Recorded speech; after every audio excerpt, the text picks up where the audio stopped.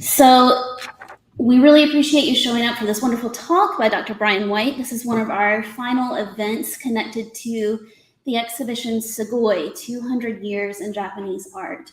If you've not yet had a chance to see this exhibition, make sure you go over across the hall and see it. This weekend is your last chance to see it, so make sure that you go over if you've not had a chance yet to see this remarkable exhibit. Also check out our new exhibitions that we have just installed last weekend.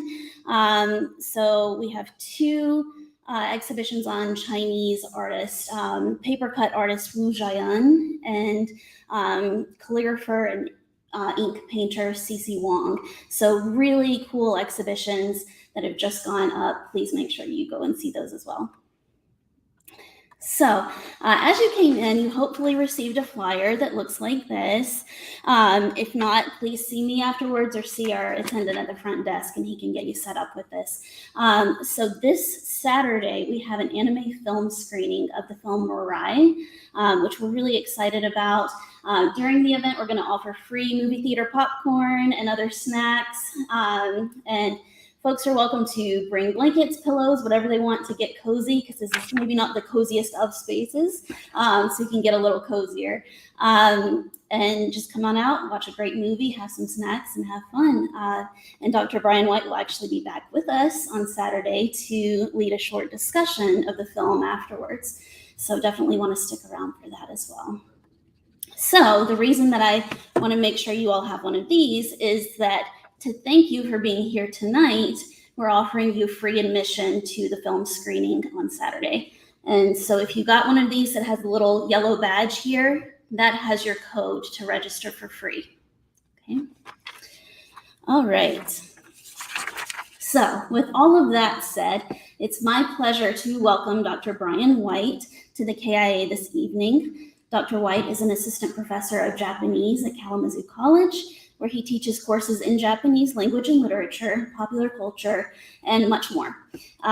His current research explores how analog games have shaped the genre of high fantasy in Japan and have influenced the larger industries of video games and anime. He holds a bachelor's degree from the University of Pennsylvania and a PhD from the University of Chicago. We are absolutely thrilled to have Dr. White here with us tonight to offer insights from his research on anime. Please join me in giving him a warm welcome.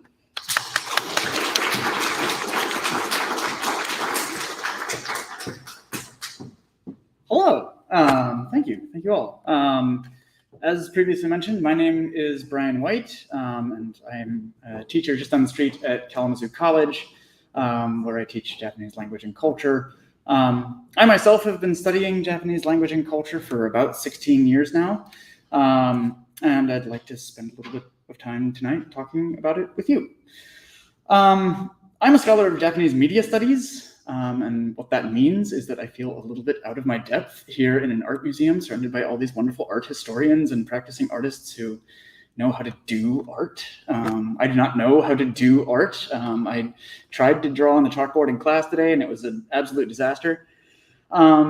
But what I can talk about and what I do know is the ways that popular media products like anime, like manga, like games, the ways that those products relate to and react to, critique, or even support the society that creates them, and indeed the society that is created by them. One of the things that I like to talk about in my work is that I like to think about media and society as a kind of feedback loop in which culture shapes the kinds of media that we produce, and those media in turn shape our shared sets of cultural values, priorities, taboos, and so on and so forth. And so while the title of this talk at first was Exploring Japanese Popular Culture, and indeed maybe some of you registered for it under that title, I figured that it may be a good idea to narrow it down slightly, since we only have a little under an hour here together rather than 16 years. And so I'm going to talk with all of you tonight about anime. Is that all right by everybody? Wonderful. Well, then let's get started. I'm a teacher. And so in order to, put myself more at ease here and do things that are a little bit closer to home for me, I'd like to do a classroom activity with you. There will not be a quiz about this, and I will not force you to get up here and stand at the podium yourself. But what I want you to do is think about this question. What does anime look like to you? When you think of anime, in other words, what do you see in your mind's eye? This is why I didn't have any anime on my title slide, because I didn't want to poison your thoughts with any outside influence. Haha, it was all part of my master plan. So what I want you to do is think about this question for 90 seconds, 2 minutes, something like that. You can jot some notes down to yourself if you have a pen and paper or a cell phone app that you like to use. If the person sitting next to you is willing, you could chat about it with them. But I want you to try to be as specific and as concrete as you possibly can as you consider the question, what anime looks like to you. What are the specific visual qualities, visual tropes that come to mind for you? So I'm going to stop talking now for about 2 minutes and let you all do your thing. Any questions? Wonderful. Go.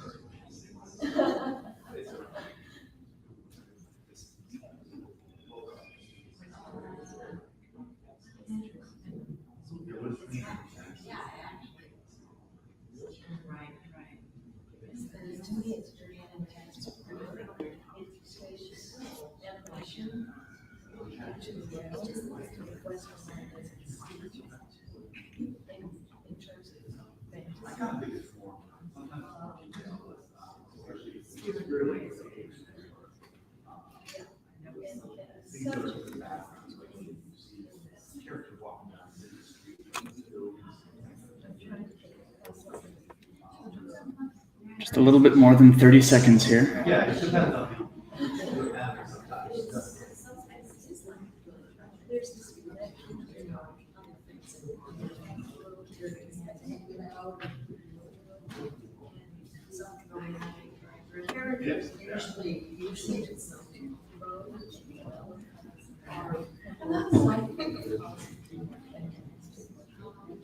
All right, seems like maybe conversations are starting to wrap up. So what does anime look like to you? What sorts of things did you think of?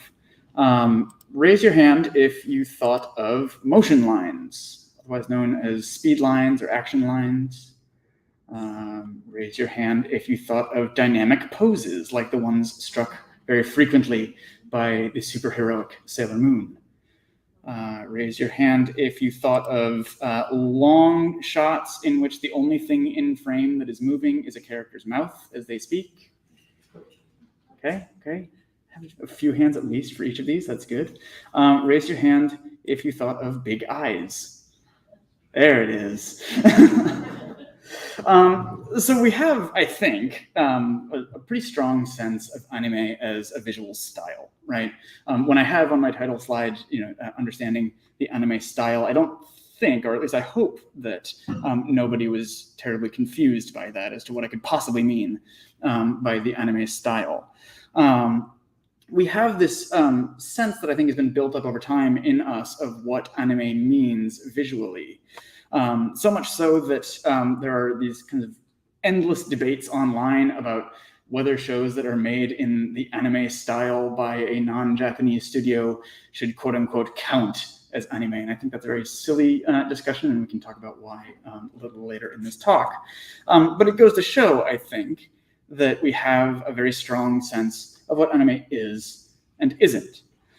But how is it that we arrived at this style exactly? How is it that we got here, right? How is it that we have however many dozens of people sitting in this room right now who all had, I think, a pretty unified understanding of what anime means? Like, raise your hand if there was severe disagreement between you and someone that you were talking to about what the anime style meant. No, right? We were all pretty much talking about the same thing.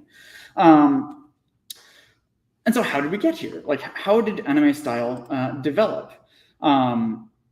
Clearly, I think it's quite different from a lot of the kinds of art historical trends that we've seen in Japan. Quite different, for example, from wood block prints, like the ones that you see here. Different from sumie ink paintings, like the one that you see here, or even the Kano school of fine art painting. Quite different from most of the things that are across the hall here in the wonderful exhibition that KIA is holding on Japanese art. And so I want to ask, where did anime's visual codes come from? I'd like to spend some time today talking about that history with all of you. And what I'd like to suggest is that we can't understand anime as a visual style without understanding anime as a media product. In other words, in order to best understand the anime style, we need to think about the ways that anime is produced and consumed, marketed, and distributed. And as I hope today's talk will show, anime doesn't look like it does simply because it was produced in Japan. There's nothing inherently Japanese about the ways that anime has developed as a business, and it doesn't come out of some Japanese tradition that has existed since time immemorial, despite what some people would say. It's not simply the case that if you start drawing a picture and you happen to be standing on Japanese soil, or if you happen to be of Japanese descent, that it will come out as anime. No, obviously not. And yet many people, I think, say that anime is a uniquely Japanese art form. It's always talked about in relation to Japan, right? It's talked about as a Japanese cultural product. And I think, to a certain extent, that's true, but only in the sense that it arises out of the unique material and socioeconomic circumstances of Japan's 20th century. So anime, I'm saying here, comes out of the very specific historical conditions of Japan as a society under capitalism, making art as a commodity. Good so far? Wonderful. So let's set a scene. It's 1943. What do you think is the biggest news in Japan? What is everyone talking about? Did you say World War II? You are correct. But what does World War II have to do with anime? Well, if you just so happen to be director Seo Mitsuyo, quite a lot, in fact, seeing as the Japanese government has just commissioned you to make an animated propaganda film to raise home front morale and help children understand the war effort. This is a film that you, Seo Mitsuyo, will eventually produce. Is called Momotaro's Sea Eagles, or Momotaro no Miwashi. That came out in 1933. And in this film, the folk boy hero Momotaro and his animal friends fight the good fight against the American and British navies. This film was followed up the next year with the feature-length animated film Momotaro's Sacred Sailors, or Momotaro Umi no Shinpei, where Momotaro is now joined by animals living in Japan's Southeast Asian colonies, like the Philippines. Cheerfully working alongside their Japanese colonizers, these animals sing and dance as they contribute to the Japanese war effort as citizens of the Japanese Empire. In a certain sense, we have Walt Disney to thank for these movies, but here I'm getting ahead of myself. Who here knows how animated images are generally constructed? Like, how is it that we actually get to these pictures that are up on screen right now? Well, in truth, each one of these pictures is not just one picture, but multiple pictures, all coexisting within the same frame. While we generally think of animation through the motif of the flip book, in which we draw a picture and then redraw that entire picture with slight variations over and over and over and over, so that when we flip through those pictures, it appears to create movement.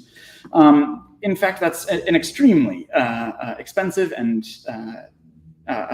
time-intensive way to produce animation, and is not generally how animation at any appreciable scale is generally made today. And animation is instead made up of frames using image layers. Each layer has different elements of the picture that you see on screen added into it, and then those are composited on top of one another in order to create the completed image that we see on screen. So anyone with experience in Photoshop who's in the room right now likely knows what I'm talking about here. As we put together those different layers of image, it all comes together to create the completed image that we see on screen. And then the reason that we do that is so that we can only have to redraw perhaps one or two of those layers rather than the entire image every single time. We can keep, for example, a static background image across multiple frames and not have to introduce the complication of having to redraw that and try to be very accurate and precise in recreating it exactly as it was in the prior frame, right? And so what do I mean when I say that Disney was responsible in part for Japanese propaganda anime? Well, I don't mean that Walt Disney flew over to Tokyo to help Seo Mitsuo create his anime. No, obviously not. What I'm instead talking about is this, the multiplane animation stand. This is a piece of technology that Disney helped to create and put into use in animation production. And it was a way for animators to arrange the different image layers as celluloid sheets with those different bits and pieces of the image painted on them. You would then have a camera positioned over top of all of those layers looking down at them. You could illuminate them from the sides so that you'd be able to see everything clearly. And then you'd use that camera to photograph the sort of superimposition of all of those image elements in order to get one frame of film. When we say that animation is the most intentional of arts, that's what we mean. It's a lot of work to make a single frame. And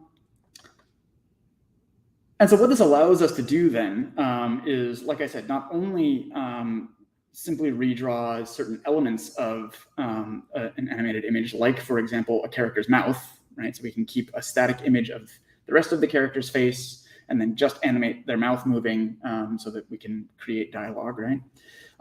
We can also, using animation stands like this, slide those celluloid layers around relative to one another in order to create the illusion of movement without actually having to make any new drawings. And so just to use an example here from the ending theme, or the ending credits of Den no Koyu, which is a 2007 anime directed by Isao Mitsuo.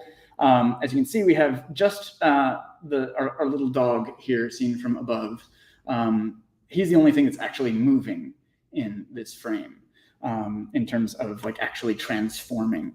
What we then have is a background image of the street that he's walking down so thoughtfully and forlornly. And that's a single still image that we're then sliding across the animation stand as we loop those however many 8 or so frames of the dog walking in order to give the illusion that this dog is walking down the street. It's fun once you start to wrap your head around it. And so this saves a lot of money, right? I think that this is one of the things that allows feature-length animation to exist, frankly. Walt Disney had used this technology to produce his first feature-length film, Snow White, in 1937, and Japanese animators quickly picked it up and started using it in their own work. The multiplane animation stand allowed for much longer animated works to be produced, thanks to the ways it saved on time and animation labor. And so feature-length animation was now feasible, and thus we get anime films in Japan, like Momotaro's Sacred Sailors. But hold on. If both American and Japanese animators were using this animation technology and these animation techniques in order to produce their work, how then did we arrive at the stylistic split with which we started this talk? In other words, if I'm claiming that visual stylistics in anime arise out of the specific material conditions of Japanese society, and if those material conditions, that is to say that the production technology of the animation stand is the same in both the United States and Japan at this time, why is it that we have this sense today of anime as being a Japanese thing and American style animation as being a different thing? And the answer to that is, while we might be starting from a common origin point, it's really the downstream effects of this style of animation production and the ways that it interacts with changes in Japanese society over time where I think things start to get really interesting. Take a moment now and think about your favorite anime titles, whether that be this season's new hotness, whether that be your eternal favorite that you keep going back to again and again and again to rewatch. Do you have a title in mind? Let's see how well I've kept up on what is currently trendy and popular. Who thought of Jujutsu Kaisen? Ooh, I'm getting old. Who thought of One Piece? Ooh, even Attack on Titan? Spy Family? Okay, finally a couple of hands. My Hero Academia. All right, apparently I need to update my library. Are we at least aware of some of these titles? Yes? Okay, wonderful. Whew, I'm still safe. What is the difference between all of those titles and the anime that we were just talking about? What do they all have in common that Momotaro's Sacred Sailors and Momotaro's Sea Eagles do not? It's that they're made for TV. Indeed, when we talk about anime, usually what we're really talking about is television anime, given that that's by far the largest venue in which you're likely to see anime if you go out to watch it. So television proliferated in Japan in the 1960s, especially in the years leading up to the 1964 Tokyo Olympics, with the kind of urging on of that major media spectacle event. Television ownership exploded and TV became the dominant form of mass media in Japan. TV anime then took off in 1963 with a show called Tetsuwan Atomu, aka Astro Boy, which ran from 1963 to 1976 in its first iteration and has had a million different iterations since then. But before we can talk about Astro Boy, we need to talk a little bit about the state of Japanese society and the Japanese economy in the early 60s. As you might expect, losing a war like World War II was expensive. Japan's economy had been almost totally committed to wartime manufacturing, and the US had bombed away a lot of its industrial infrastructure, to say nothing of the entire cities of Hiroshima, Nagasaki, Tokyo, and Kobe, and others.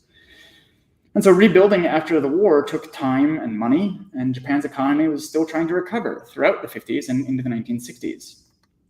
And so as a result of this, the film and TV industries were operating on very tight budgets. And in fact, actually, the film industry was in pretty bad financial trouble by the mid-1960s, coming very close to bankruptcy.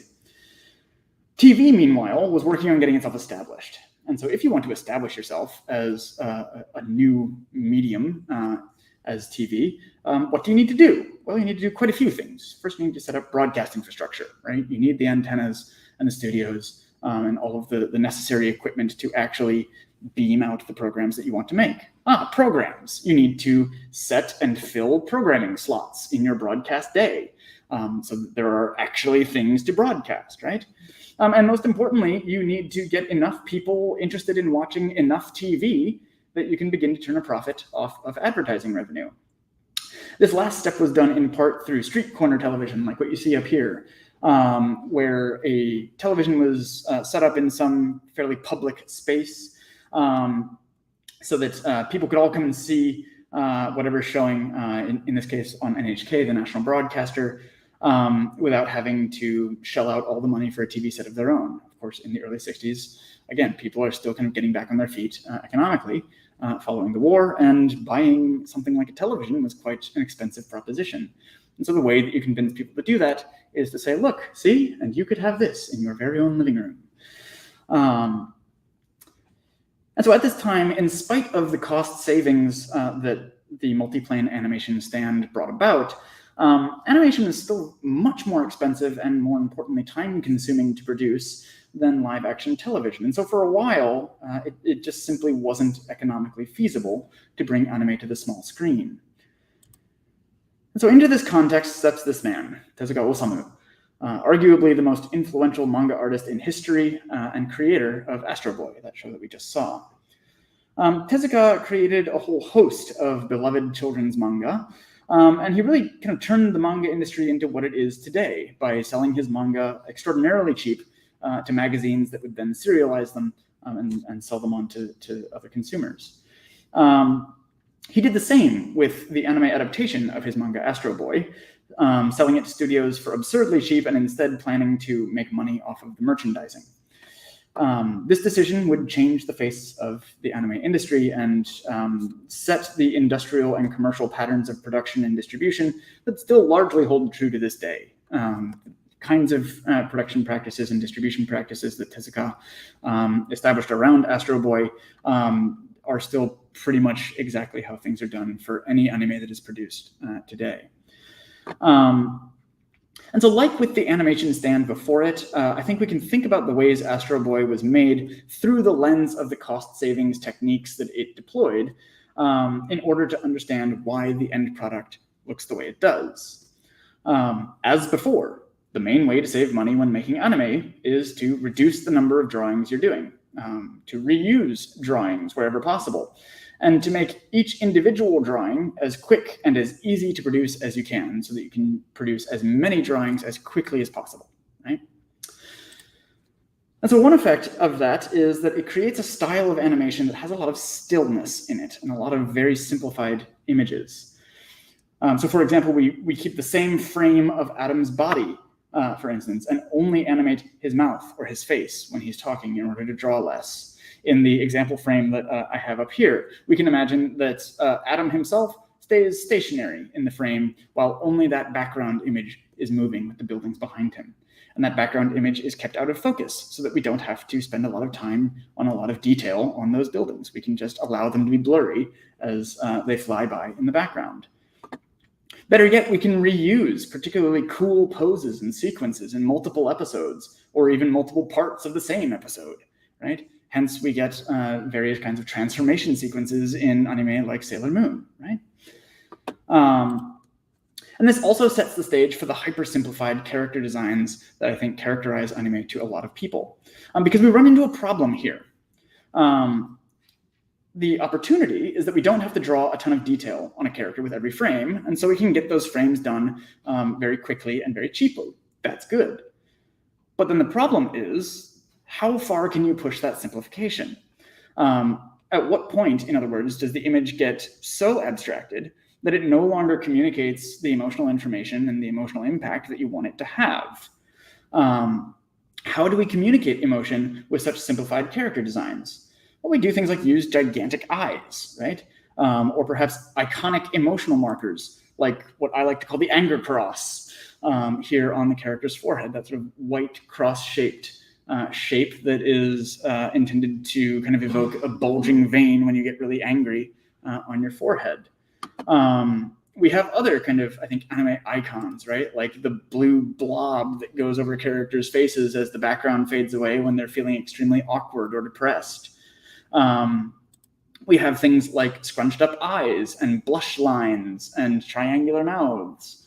That is to say, none of these are a realistic portrayal of emotion. None of these are emotion as it actually looks on human faces, but instead they're a series of codes and signs that became formalized within anime aesthetics to communicate those ideas in a much more simple graphical format.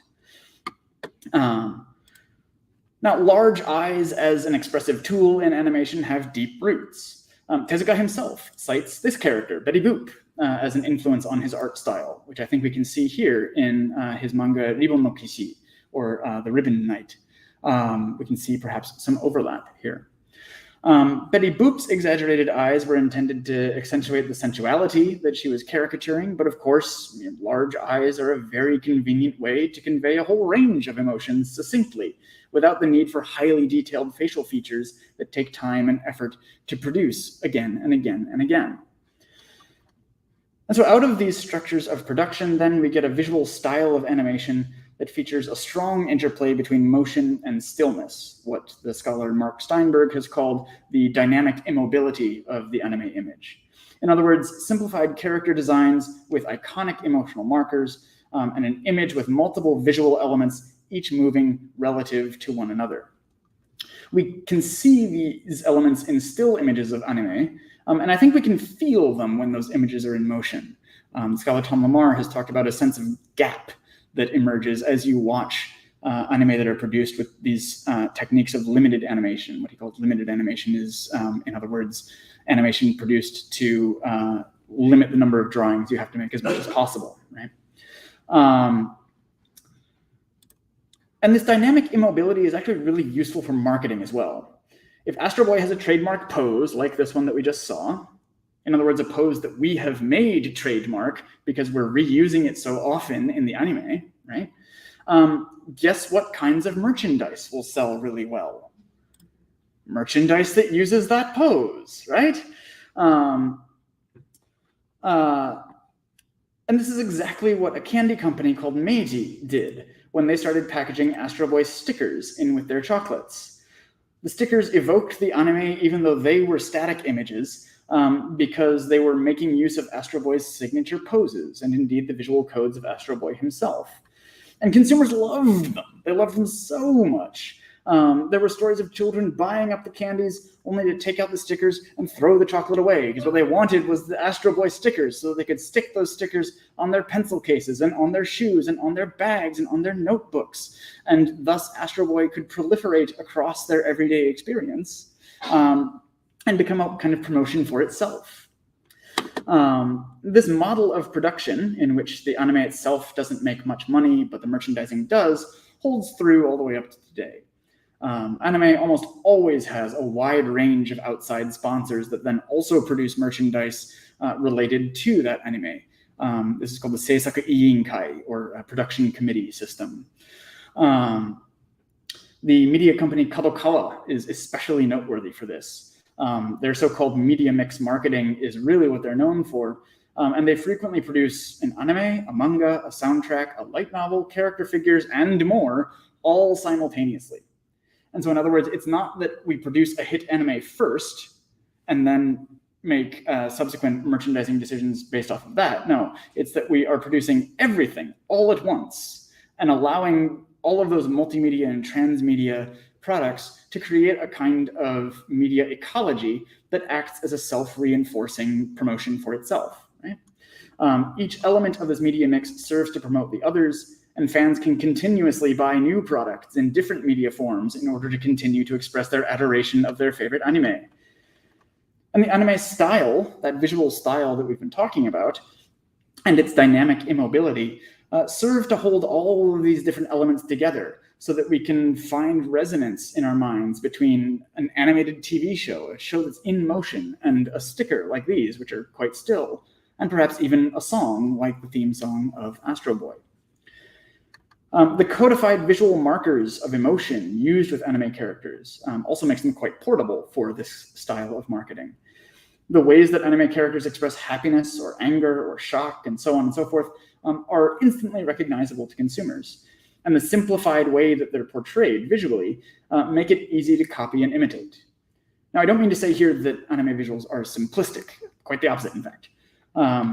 While the broad brushstrokes of conveying emotion in anime are easy to recognize and highly codified, the simplicity of that style also opens it up quite a bit for creators to inject sort of whatever they want on top of that. A lot of variation and detail that those who have kind of high literacy when it comes to reading an anime image, that they can pick up on and appreciate. The anime style, in other words, becomes a basic aesthetic framework onto which can be overlaid all sorts of more complex images. And this in turn creates a particular kind of consumer identity for those that love anime. Hands up if you've ever heard the term otaku in Japanese before. Yes. So otaku are anime mega fans, and they develop certain habits that are responsive to the production practices used in the anime industry. So for one thing, we were just talking about anime's media mix marketing, and so consumers need to be quite media savvy in order to smoothly travel from one medium to another as they seek out more anime goods to consume within this kind of media ecology. Consumers can move from anime to toy to video game and back again in the case of a franchise like Gundam, seen here. And each different media commodity gives them another way to access that anime and its story and its broader narrative setting. Again, they're self-reinforcing. I think one particularly interesting example of this comes from yet another chocolate company, Bikkuriman. Bikkuriman produced chocolates with these kinds of extra stickers included in them. These stickers portrayed anime-style characters who, in this case, didn't actually have a source anime. These are not from anything. But interestingly, these stickers came with small snippets of information and fragmentary narratives on them. And as fans collected more and more, they could start assembling a whole fictional world out of the connections that they were drawing between the information fragments on these stickers. And so as we can see from this example, otaku consumers can be extremely active in making meaning out of incomplete information. They are highly creative consumers and very frequently produce fan works of their own, from fan fiction to fan manga, aka doujinshi, and more. In some ways, the division between producer and consumer gets a little bit hazy when we start talking about the case of anime in really interesting ways. Perhaps most notably about otaku consumers is the ways that the anime character image proliferates outside of anime and extends all the way to the bodies of fans themselves in the form of cosplay. Fans dressing up as anime characters will congregate at conventions, and the visual language of anime characters, their signature poses, their catchphrases, and so on, become a kind of shared language through which otaku can communicate with one another, talk about their favorite anime together, right? And share that love with one another, even if they're strangers meeting in a convention for the very first time. And enacting these anime characters often gives fans an opportunity to explore elements of their own identities that they maybe couldn't put into words previously, whether that be elements of their gender identity, their personality, their relationship with particular emotions, or any number of other qualities of what makes us human. Oops. And another way that anime's style has evolved since the 60s in feedback with its elements of production is the way that multiplanar animation has allowed for transnational production. I have up here on screen just a quick screen grab from the ending credits of Mirai. I promise there's no spoilers on screen. What do you notice about some of the names that are up here? They're in Korean and Chinese. They're in Korean and Chinese. There's a lot of names that are not particularly Japanese on this screen grab. Specifically, the animation studio DR Movie is a South Korean studio that is used a lot in anime production. It's, in fact, very rare for an anime to be produced entirely in Japan these days. Studios in Vietnam, Korea, Hong Kong, Malaysia, the Philippines, and all sorts of other places can each produce different elements of any given anime image thanks to the ways that multiplanar animation works. All of those elements can then be composited back together in Japan for the final product. And when we look at things from this perspective, we come to see how people that assert anime's Japanese-ness are not actually paying attention to the realities of anime production. Instead, they're simply attached to a very particular idea of Japan or a fantasy of Japan that they want to valorize either for its own sake or because it represents a kind of difference from their own home culture that they value for whatever reason. At the same time, the fact of anime's transnational production draws our attention to the ways that this art form intersects with the demands of capitalism. Anime, more precisely anime producers, are constantly looking for ways to produce anime more cheaply, and outsourcing animation labor to countries where workers can be paid less is one effect of this, which is why we see so many non-Japanese names in anime credits, especially for television animation. Similarly, anime's increasing reliance upon CG animation, computer-generated animation, comes out of a recognition that CG is cheaper than hand-drawn animation to produce.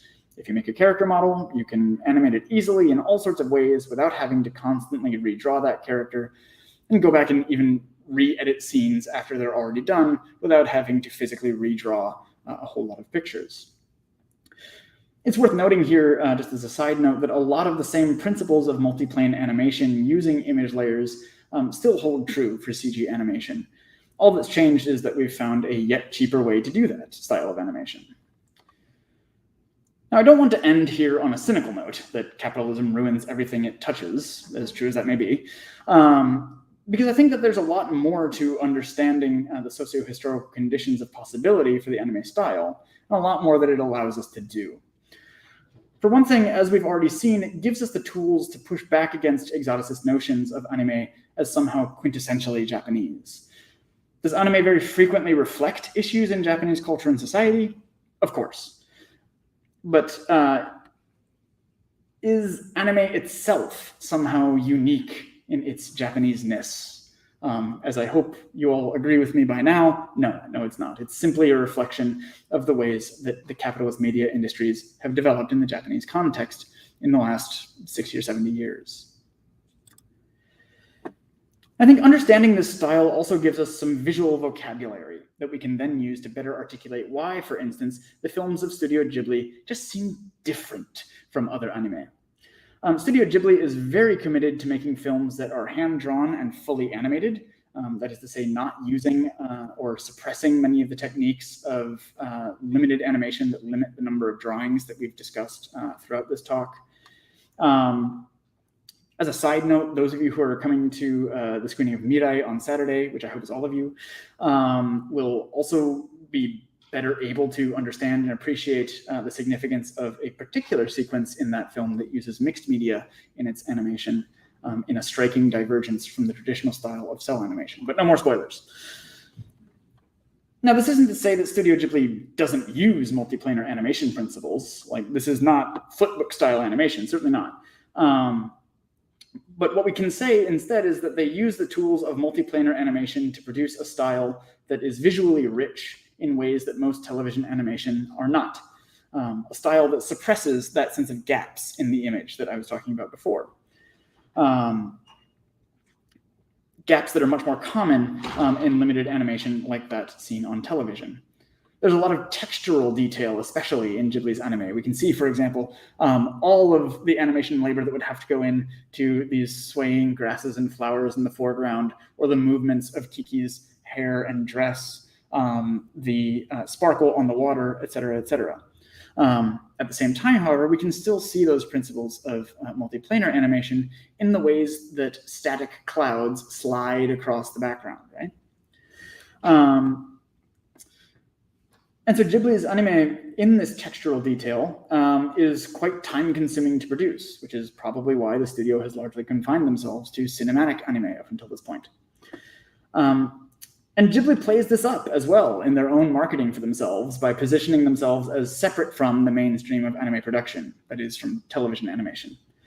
Miyazaki Hayao has been quite vocal about saying that no, he doesn't produce anime, he produces animation. And what he means by this, I think, is that he thinks of anime as signifying television animation and highly limited styles of art, which he then reads as cheap and consumerist. And he doesn't see his own animation as being a part of that style. For a long time, too, Studio Ghibli also refrained from participating in the transmedia marketing practices that we explored earlier. And this, I think, was a similar pushback against the kinds of debased consumer capitalism that their films so often decry by sort of removing themselves from that circuit of consumption. Studio Ghibli, in other words, I think, is launching a critique of the anime industry from within the anime industry. And so understanding the anime style, then, is about understanding the ways that it is constantly in tension with itself. To use an academic term, it's about the dialectic of stillness and motion that push and pull against each other to produce anime's visual codes. It's about understanding the ways that anime extends outside of itself and uses the visual plasticity of its characters to proliferate across media. And it is to understand the ways that we ourselves, as consumers of anime, are pulled into its gravitational orbit in the ways that we view, talk about, and even enact anime in our own everyday lives. And so what I'd like to claim here at the end is that the anime style is not just a set of visual characteristics then, but rather a sort of material aesthetic regime or assemblage of cultural production that has created around itself a transnational, transmedia mode of expression. If it has found global popularity, I think it's because the kinds of expression that this assemblage affords us goes beyond national demarcations and instead gets to the heart of what it feels like and what it looks like to live in our present age of late capitalism. So thank you all very much. I'd be really happy to take any questions or comments that you may have. Don't forget to come out to see Mirai on Saturday at 4 p.m. You can scan that QR code to be taken to the events page if need be, or just go to the URL down there. Thank you very much.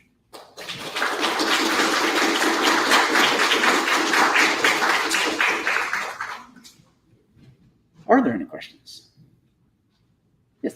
It's not really a question, but like I also saw that Miyazaki wants to move away from like mainstream fan service as well, because his characters feel real, but like mainstream anime characters have like either exaggerated personalities or they can still feel real, or it's just great fan service. So there's also. Okay, so there's a lot going on in that comment. So the comment was basically for those of you watching on live stream or those of you that couldn't hear in the room here. The comment was that not just in Studio Ghibli's visual style, but also in its more kind of narrative and thematic modes of characterization, we seem to see a divergence from more mainstream forms of animation. I suspect that what you're getting at there is specifically surrounding Studio Ghibli's female characters, which tend to be young girls who are portrayed as young girls rather than as sexual objects, which is sometimes the case for other anime.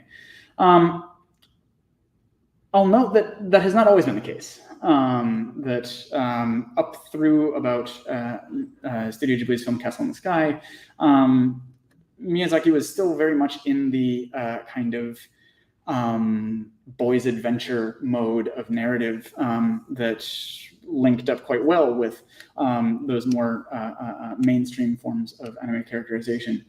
It's true that he has kind of moved away from that, and he has expressed dissatisfaction with the boys' adventure vein of storytelling. I think part of that does have to do with the ways that anime for boys, that is to say shonen anime of the sort of action genre, really came to dominate television anime around that time. And also why I think he's perpetually stuck, or his characters are perpetually stuck in this prepubescent childhood. Why do we have these sorts of, the term is fan servicey, right? Why do we have these kinds of visual codes in which we have highly sexualized and objectified female characters? Big surprise, it's to sell stuff, right? It's because sex sells just as well in Japan as it does in the United States. But yeah, I think Miyazaki has been quite vocal and self-conscious about moving away from that and trying to build his own sort of oppositional brand identity contra the mainstream anime industry. Yeah. Any other questions? Yes. As a person who studies anime and all of this stuff, and I know that you've said that you're maybe not as up to date on things. What are your favorites? Like what did you grow up with that you into this? What are my favorites? What are my favorites, and why did they deliver me here? I will admit to not having watched a whole lot of anime in, I'm going to say, the past 10 years or so. Graduate school has a habit of sucking away all of your time for things like watching anime. I tend to gravitate in part because they're quicker to consume and in part because I get to teach them more easily. I gravitate towards cinematic anime, especially the works of Kon Satoshi. Kon Satoshi directed films like Paprika or Perfect Blue. He did one television anime called Mousou Dairinin, Paranoia Agent. I find that his work in surrealism, using the medium of animation, is really fascinating. I will say anime is the reason I started majoring in Japanese in college. And then the reason why I continued to do so for the rest of my life was actually literature. So I was encountering some mid-20th century Japanese literature that is the reason why I'm standing here in front of you. Did I see a question over here? I have to admit not knowing very much about anime at all, but I was thinking about the whole concept that the more that you have sort of stereotype or limited animation, it seems like then that forces you to come up with something else to make it interesting. So now you're stuck with, how do you keep an audience going? Mm-hmm. You have to change something. Mm-hmm. So therefore the plot or something else has to change, right? Right. If you're using the same pictures or the same gestures over and over, how do you keep an audience interested? Mm-hmm. Yeah, so the question is, if we're limiting animation like this and limiting the kind of stylistic codes that we're using as the sort of bread and butter of our animation, how do we keep it interesting? How do we keep it from getting repetitive? I think there's a lot of answers to this, and every producer kind of has their own. The scholar Azuma Hiroki, for example, talks about anime as a kind of database. For him, all of these different visual codes that we were talking about before, all of these kind of codified signs of, say, emotion or of characterization and these sorts of things, exist within the heads of anime consumers and anime fans as a kind of like database of elements that can then be recombined. And it's actually the pleasure of spotting those recombinations and playing with that database that keep anime fans coming back. I think you're quite right that, for those who are not as deeply initiated into that kind of language, a lot of anime can seem quite repetitive. But I think the ways that different things get recombined is one answer. Another, I think, like with all sorts of different art forms, right, is you have the set of rules, and those are all well and good. And your skill as a producer of art then is based on two things. One, how well do you understand those rules? And two, how well do you understand when and how you can break them? And I think, as we will see in, say, Mirai on Saturday, Hosoda Mamoru has one answer to when and how to break anime's rules. Miyazaki Hayao has a different answer. All sorts of animators have different answers. I'm thinking here of the producer Matsumoto Taiyo or Yuasa Masaaki, each of whom have quite distinct sort of auteurist styles to their anime that people have come to appreciate, precisely in the ways that it diverges slightly while still being recognizable as anime. Does that answer your question? Yeah, and I don't know, maybe this is a bad comparison, but the first thing I think of in terms of limited animation is South Park. Mm-hmm. Now maybe that's a bad comparison, and that's been on TV a long time. It's true. It's true. Somehow they found a way to keep coming up with new plot lines and new gimmicks, Mm-hmm. but still keeping very, very limited animation. Is that a fair comparison in some ways? I think so. I think South Park is an interesting comparison to make because they're hyper limited animation, right? They're using initially they were using cut paper to animate their characters, and I think that so the question becomes, okay, well, why is South Park still popular? And the answer to that is because of its kind of countercultural, rude and lewd sort of style that people see as being in contrast with the cartoon format, right? Here in the States, we still have, I think, quite a strong association of animation with children's products. And so to have, those animated characters then swearing at us and, taking their clothes off and these sorts of things shocks us in a way that people find amusing, right? Similarly with something like The Simpsons, where we have simplified down to only having 4 fingers and not 5. And, having, again, character designs that are quite, I think, abstracted and reduced. And again, the interest there is in having these more sort of adult style sitcom plot lines, right? And so I think similarly with anime, anime generally has a much broader scope in terms of the age ranges to which it is trying to appeal. But nevertheless, there are, its own kind of tropes that it keeps falling back on and that people need to find ways to diverge from in order to set themselves apart. Yes. I've got a question. It doesn't have to do with style so much, but as content. Mhm. It's like American animation draws mainly from American fairy tales and folk tales, okay? Japanese animation, well, Hosoda, it is Bell, draws from Beauty and the Beast, which is Western.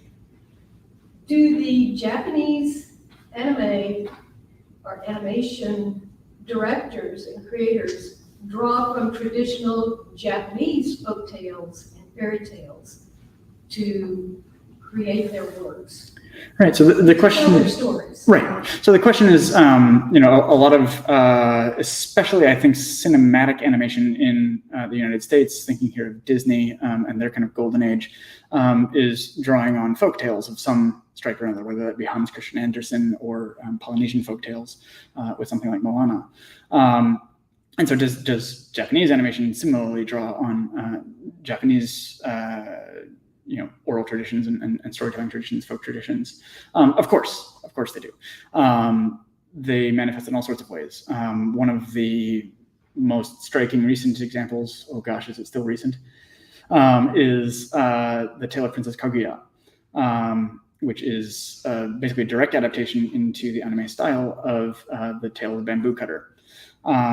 Taketori Monogatari, the story of a young girl who is sent down from heaven and born out of a bamboo shoot and then returns to heaven with the Buddha when she finds enlightenment after casting aside her worldly desires. We also get, for example, in the realm of television anime, Gekige no Kitaro or Yokai Watchi, both of which make heavy use of yokai or sort of folk monsters. We could perhaps argue that Pokemon comes out of that same kind of trend of folk monsters and folk tales that, you know, for those raised, you know, hearing those kinds of stories are immediately recognizable. I think one of the things that made anime feel so strange to American consumers when they started consuming it was they simply didn't have that context, and so didn't know to recognize these things, and they just understood these as strange characters. Yeah. Anyone else? Well, thank you so much for coming out. I'll be around for a little bit afterwards if you'd like to come up and chat. Thank you so much, everyone, for coming out.